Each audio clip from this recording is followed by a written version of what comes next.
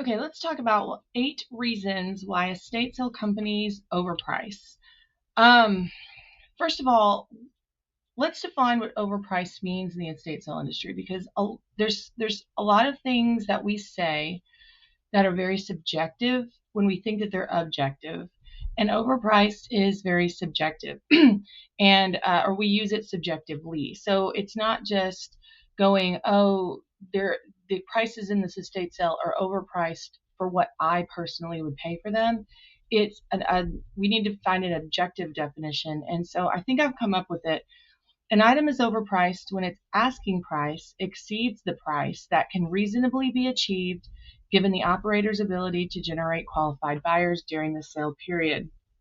So breaking this down, it means that if you had, if you were selling a Harley jacket and you had the ability to enter into a Harley Davidson buyer community and market directly to those buyers and then get them all to come to your sale, then asking really high amounts of money for the Harley jacket would be completely reasonable because you're getting a buyer in there that's going to pay for it, and you are actively marketing to that person to get them to come in. It's only overpriced if you don't have the buyer that will pay for it. So, and right now, we don't have the tools as estate sale operators to market well on a consistent basis unless you are a niche estate sale company that has a very large following and has probably been in business for a while and sell a lot of the same types of items, so people know exactly what to expect. So you're going to attract those buyers and you're going to sell out. Those are very few estate sale companies out there. The rest of the majority of them have a very difficult time marketing directly to the buyers. And a lot of what we do is hoping that things will work out the way that we want them to work out after we price everything. So what I want to do, and I don't even know if estate sale operators are the ones that are overpricing. I don't even know if they realize that they're overpricing. Because again, we tell ourselves a lot of things. If people just don't come to the sale, then you can blame it on, it's not the pricing. Maybe it's, it was raining today, or, maybe there was something going on out, in the community and people just didn't go shop, or, whatever the case might be. You justify poor performance because and not on the things that actually cause that poor performance. But that's another video. So number one of the reasons that estate sale companies do overprice is from pressure from the client. And this is one of those things where you have to learn how to control the expectations of the client from the very beginning when it comes to wanting to sell their items for such a high amount of money. And so this is when I start getting suggestions from clients about pricing, instead of promising that I'll do it, I will explain to them that, first of all, I don't want you to be concerned about what you make on this one particular piece of artwork or this pair of shoes that you love so much. I want you to be concerned with the overall sales number. And as far as my clients are concerned, they can think that pair of shoes that they wanted so high can sell for whatever they want. They're not even going to think about that when I give them the check at the end of the sale. So you got to get clients off of that and get them onto the bigger picture. And so when you start getting, that type of pressure, that's the first thing that I do is, listen, I know that you want to sell. We're going to do the best that, we're going to do everything in our power to make sure that things get sold at the highest price possible. But I want you to remember, you're not going to think about that when I hand you a check that is a large check. You're not even going to be worried about what any of that sold for. You're just going to be happy to have this finished, and you're going to be happy to have that check. And most of them realize that it's not even worth thinking about, well, ask for another $50 on top of this thing for this one item when they're getting a check for thousands. So that's one. If you want to go down this road of trying to explain to them why certain things are worth more, you can, but I feel like that really nips a lot of that in the bud, is to give them big picture thinking instead of trying to explain away why you can't, ask a certain amount of money for something. Okay, number 2, equating a higher price to a higher sales total. It makes sense, I guess, in the brains of people that if you ask for more money, you'll make more money. But we know that's not true, because as shoppers, when you go into a Target, if the jeans are too expensive or they've gotten too expensive over time, you're just not going to buy them. It's not that you're going to spend more money, you're just not going to buy them. And so that is a flawed thinking with an estate sale provider. And it's the thinking of people that don't know how to fix it. So the easy answer is just to price high.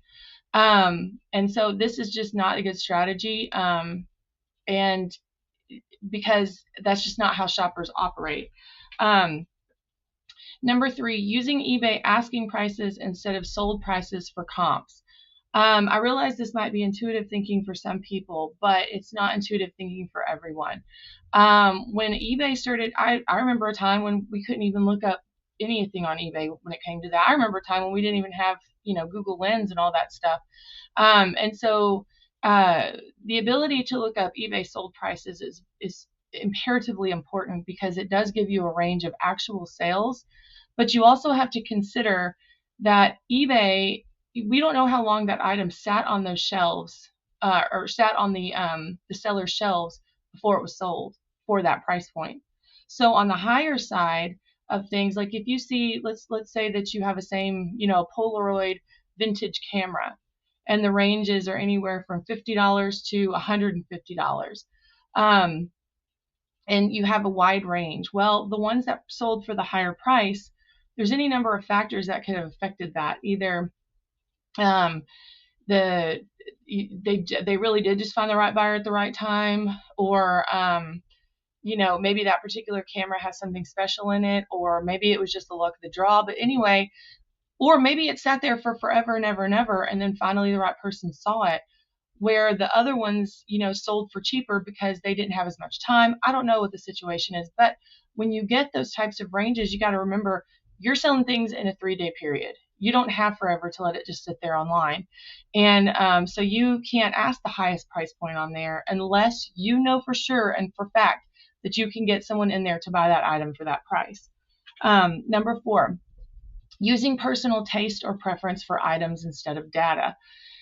This is one that is very important, because we do this as operators. I think personal taste influences a lot of our decision making, whether we consciously see that or not. But I think that with items that you really love or value or treasure, then you're going to price them higher because you find more value in them. There's an example, like we have July 4th coming up, and there's a team member of mine who absolutely loves things that were made in America, and patriotic things. And because she loves that, she will put more value into those items than maybe they are worth on the open market. And so it's just an example of how we could see something, and then when they don't sell, the response is, I can't believe nobody bought that. Why would nobody buy that? And it's because you think that, well, you would be the shopper. You would be the shopper for that item if you were in that sale. So you're pricing for yourself, and not for the people that are going to actually shop at your sale. So that's number 4. Number 5, not knowing how to use strategic negotiation for items that you're not sure about. Okay, so a friend of mine sent me a picture of an antique chair that an estate sale was selling this morning for $475.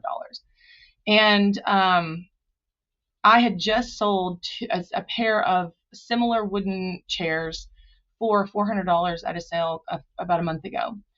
And the comps were all over they were really, really high actually for these two chairs. Like literally like $2,000. And I was like, there's no way that I can get $2,000 for these chairs at this sale. And so I priced them at $800 for the pair, but I also put on there or best offer. And I have pricing signs that are hanging all around the walls in my sale. And it says or best offer means we're open to negotiation. I don't negotiate on my prices typically unless I get to the end of the sale and we're ready to get things cleared out of there, or it has that specifically on there. So when things are too high, it means I don't really know. I don't know what this is sold for. This is what they're asking for, and it's a little bit less, it's less than what they're asking for online, but I'm not sure. And so I ended up, there's a son that came in and he bought them for his mother, and it was on Friday. He's like, "Would you take $400 for the pair?" And I said, "Gladly." That was still probably more in my mind than what I thought maybe they'd go for. I don't know what I was expecting, but I was happy with that. But you can use strategic negotiation when you're just really not sure, or you think something might be priced too high. You can say, "We can negotiate on this thing." There's nothing wrong with that. Number 6, pricing high, hoping to sell it for 50% off on the last day. If you're doing this, please stop. It doesn't work. And I learned that the hard way when I realized it's a mindset. So team members would say, "Well, we're going to price it high, and then I'm sure it'll just sell by Saturday." And then they're shocked when it doesn't sell on Saturday. It's a psychological thing with buyers, okay? Because when you have items that are still there on Saturday, there's something that triggers a buyer's mind that this already is the leftover stuff. So someone could come in on Thursday and see an item, and then come back on Saturday and see that same item. And let's say that I say this in another part of the course. Let's say that I asked for $90 on the first day, and let's say that full price I would ask $45 on the first day. Half price I would ask $45. I'd price it at $90, hoping to get $45 on Saturday. That same item, even though you can buy it for the same price on either day, feels less valuable on Saturday than it does on Thursday to the buyer. That's why you need to price competitively on day one, because you want them to feel like this is a really good deal, and if I don't buy this, someone else is going to buy this. And so this as a strategy it does not work. You need to find a different strategy. I go into a lot of pricing strategy in a different part of the course, but I always like to take half of what the average is on eBay for sold prices and then add a few dollars to it. And that is a good estimate on price value when it comes to things that are unusual or not at every sale, or a collectible item or something like that. That way resellers feel like they're getting a good deal, collectors feel like they're getting a good deal, and we get a good price on the first day, which is probably going to be higher than what 50% off or giving it away at the end of Saturday for 75% off would be. Number 7, hoping the right buyer will just walk in. This is a result of our industry not having good marketing resources available to us, and that is one of the things that Andy at estatesalefinder.net is trying to remedy, is to utilize the technology that we have in this world in 2026 to help us market to the right people that need to come to our sales, the buyers that are going to come to our sales, and expanding that buyer base to more people than just current estate sale shoppers. Because this pricing and hoping is not a marketing strategy. And sometimes, every once in a while, the right buyer does just walk in, but not consistently. So that's why just pricing it high and hoping for the best is not a great strategy. And finally, the most malicious, or what's the word? The worst reason of them all, they aren't actually trying to sell the items. That is definitely a preconception from a lot of people that I've seen on social media that go into these estate sale companies. They believe 100% that they're holding the estate sale in name only to keep everything after, and then sell it at 100% profit for later. And I can't say that that's probably not true for some people. I think the majority of time it's that people just are not aware or don't have a better way. But I definitely do think that there are estate sale companies out there that probably do overprice with the intention to keep, which, I mean, there's nothing I can do about that. If you're doing that, that's not a very ethical practice, and it's not what your client hired you for. But so I hope this sheds some light on the reasons behind that. I'm just curious. Can you think of any other reason? Just post it in the comments below. Hope this helps somebody.